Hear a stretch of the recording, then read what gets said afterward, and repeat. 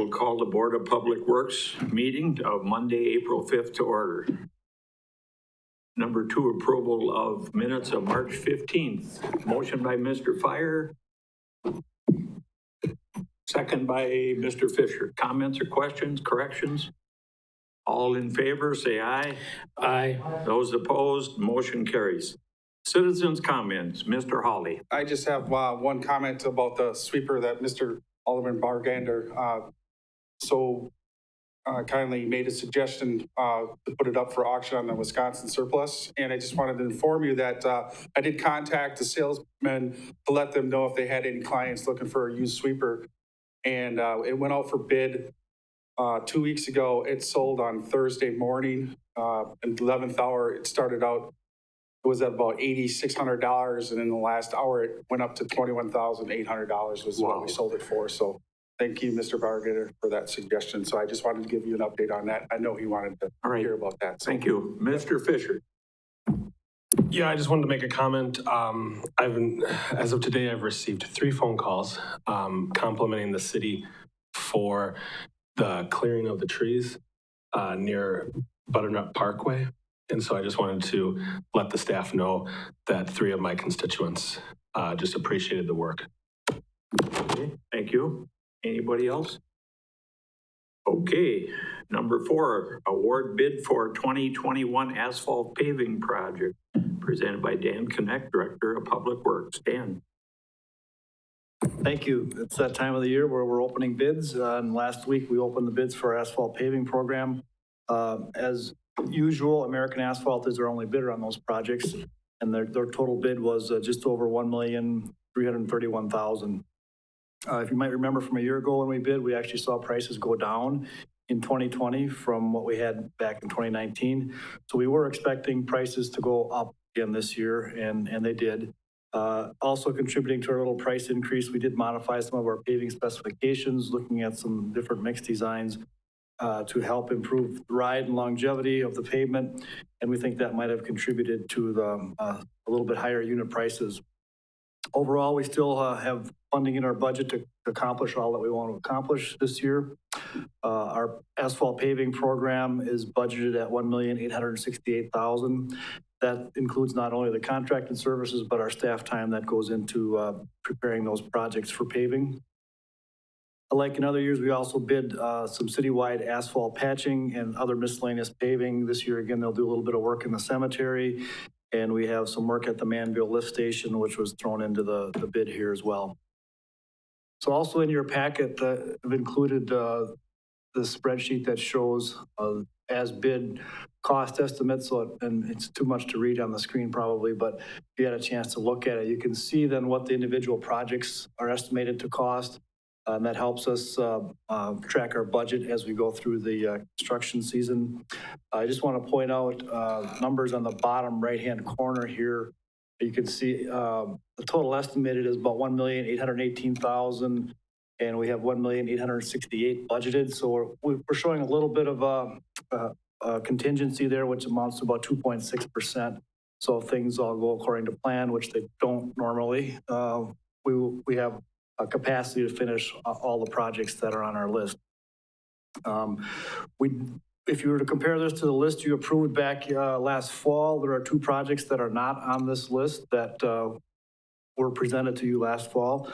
One of them is 25th Street, east of Washington Avenue.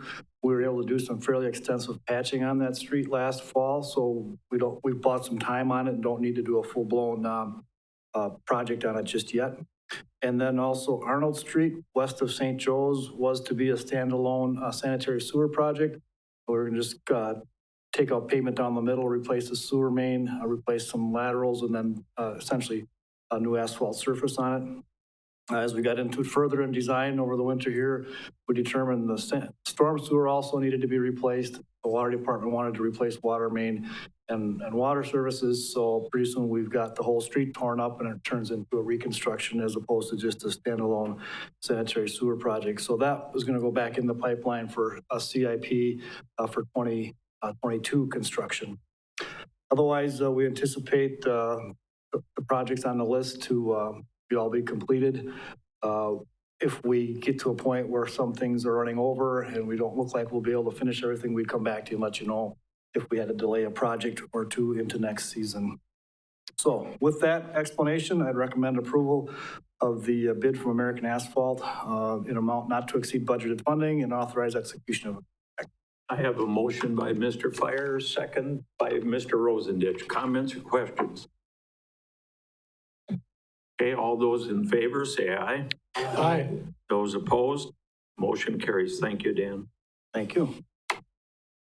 Number 5, approval of certified survey map for A Street lift station site corner of A Street and Hawthorne Avenue, presented by Dan Connect, Director of Public Works. Dan. Yes. So you probably recall, we were working in this area last year with the certified survey map and exchange of properties with the adjacent property owner. That certified survey map, essentially certified survey back last year, split up a city-owned parcel. Some of it went to this parcel to the north at 711 Hawthorne or Holly. And then we added a little piece to our A Street lift station site here, which is highlighted in the blue box. At the time, we considered dedicating additional right-of-way along A Street here in this little triangle, but it would have created a non-conforming lot with their lift station and setbacks not being met. So at that time, we chose not to have that CSM approved. We knew that the Development Services Department was working on an update to the zoning code, which would exempt utility parcels and pump houses and well houses and so forth from setback requirements. That actually had a first reading last week at council and will be for your approval next week at the council meeting. So with that in place, now we can recommend dedicating this additional right-of-way to essentially smooth out this right-of-way line on West A Street, adjacent to the lift station site. And that's what the certified survey in your packet would do. It just so happens that We Energies is also planning to replace their gas main in this neighborhood. And they want to be on this side of the street, which would have crossed through this parcel. By dedicating it as right-of-way, an easement is not necessary. There would be on city right-of-way would be a permit versus in an easement, which is a better situation for us. So with that, I'd recommend approval of the certified survey map for A Street, for the A Street lift station site at the intersection of 8th and Hawthorne, and refer that resolution to 2021-13 to the Common Council for consideration. Motion. Mr. Bargander, second. Mr. Rosendich. Comments, questions? All those in favor then say aye. Aye. Those opposed, motion carries. Thank you again, Dan. Number 6, approval of access easement to H&S Manufacturing to cross city-owned property in the East Industrial Park, presented by Dan Connect, Director of Public Works. Dan. Thank you again. Yes, we all know that H&S operates there on South Hume Avenue in our East Industrial Park. They also own a vacant land to the north of their operating site. It's basically just a wooded parcel on Hume Avenue. They've had for a long time, but now are looking at doing some expansion of their yard into that vacant parcel. And in order to do that and access their current yard, they would like to cross the city-owned property that we've shown on the aerial here. We have no current or future uses proposed for the city parcel. However, we have identified that this could be a possible link for a pedestrian bicycle corridor. I'll go to a little further blow up here of the aerial photograph. So if you notice on the screen, this parcel in question connects to 25th Street further to the west. And then we also have a 25-foot corridor that continues to the east that could connect with Veterans Parkway. So while we're not sure if we'd ever need that corridor, it is a complete corridor that could get us a connection between residential neighborhoods and the trail system further to the east. So it feels like we should preserve that corridor, at least for the time being. The city planner is working on an update to the bicycle and pedestrian plan. And as that evolves, it may shed some light on how this corridor might be used in the future. As I mentioned, the plans that H&S have right now are just for open yard area. They are looking at some long-range planning, and at maybe some point could include a building on this site. And once there may be some more permanent improvements, then we could reassess whether this easement arrangement makes sense, or if there would be, it'd be better suited for both parties to actually sell some property to them. And they are fine with that arrangement in the short term here, knowing that we'll continue the discussion as their plans evolve. So with that, I'd recommend that we approve an easement to H&S Manufacturing for access across city property in the parcels 330-5223, 330-5224, D as presented. I have a motion by Mr. Adam Fisher. I was going to say Fire, but and second by Mr. Fire. I have a question. Mr. Fire. That, Did you second that, Mike? yes, Okay. that piece of property south of that H&H, that first green line, don't they own that land too, up to the corner? I thought Yes, they had a building there. Yes, they do. You are correct. Yes, they do own right to the corner of 29th and Hume. Okay, that's what I thought. I thought Yep. maybe they did. Mhm. I thought they used to have an office there. They have a building and an additional yard all the way down to 29th Street. Yep. Okay. Mr. Bargander. Thank you, Chair. What type of improvements are they going to need to do to the easement area to access that land, if any? My understanding is they would just have a gravel access road there, so I don't believe they'd have a major investment in it. Okay, there's no drainage issues there or anything where culverts would have to be put in or anything, or? I don't believe so. no. Okay, thank you. Anybody else? Mr. Rosen. Thank you. What would be the plan if the bicycle trail does want to go through there and the easement is there?